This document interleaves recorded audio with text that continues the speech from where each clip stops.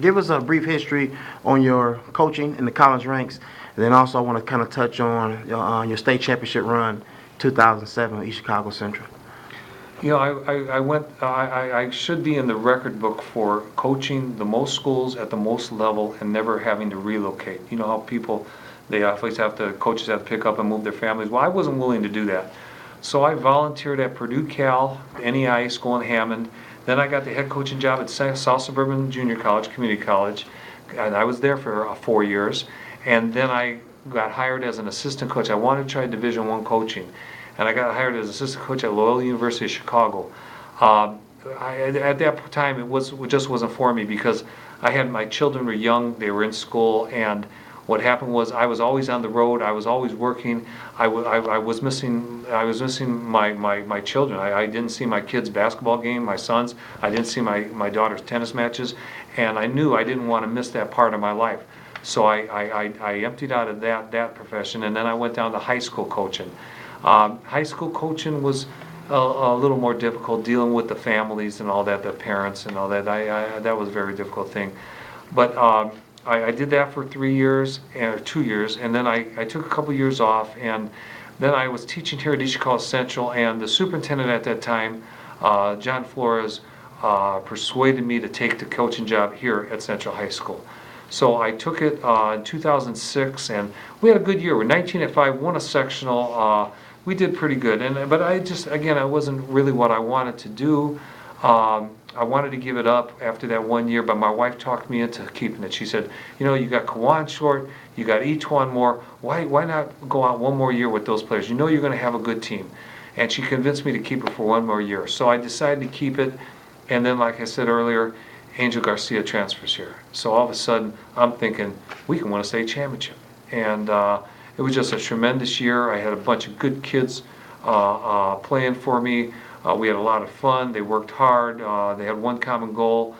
We won a state championship, and then I resigned.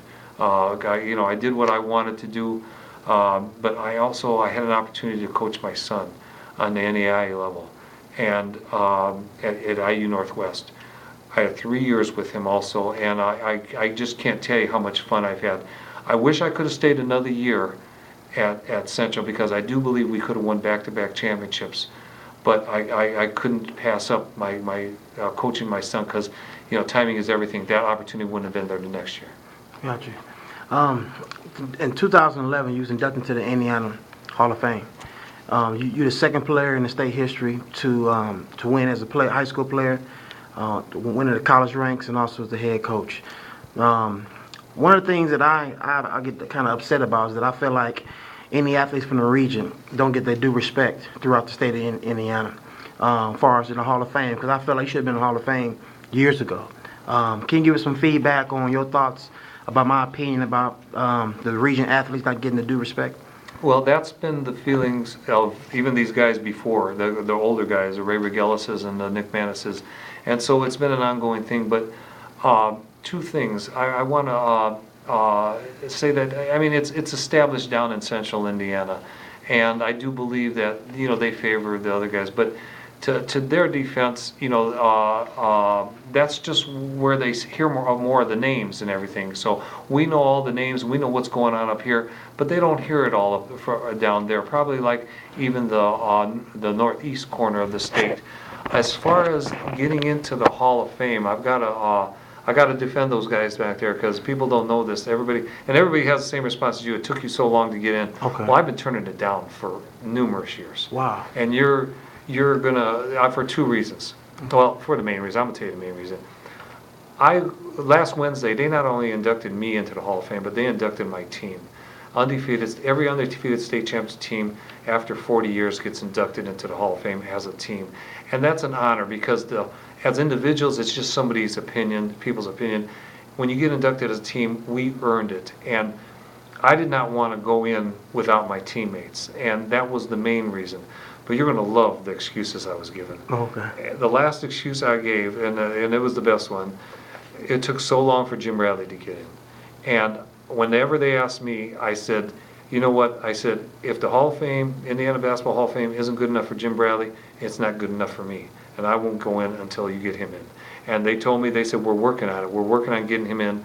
And sure enough, they got him in last year, or the year before that, one of the two, I think it was last year. And then they called me right away and said, okay, remember what you said? You said that if we got Jim Bradley in, then you would come in. Are you coming in? Well, I knew it was the 4-year thing for the Yeah. team, so I'm in. Awesome. I'm in. Awesome, awesome. As you reflect on your whole career, as I stated before, undefeated season, Indiana Hall of Fame, second player ever to win, state championship, college, as well as a coach. What kind of advice can you give to future athletes who may one day be in your position, just about making the right decisions? You go with your passion. Go with how your heart feels and what to do. And just, I made a lot of mistakes. I know that everything you're saying, it looks good. I made a lot of mistakes, but everybody makes mistakes. As long as you learn from those mistakes, then you're going to be okay. As far as all the accomplishments, I like I said, I went to Hall of Fame dinner. I'm not naive enough to realize that I couldn't have done this without a little help from my friends. So I was always with some great teammates. And when you think about, what I accomplished, I couldn't have gotten to UCLA without that 1971 state championship team. I couldn't have played for John Wooden without that 71 team. And I certainly wouldn't have been part of the greatest dynasty basketball's ever seen if it wasn't for those guys from the 71 Senators that helped me get there. As far as winning the state championship, basketball is a player's game. And it's always been, and it always will be.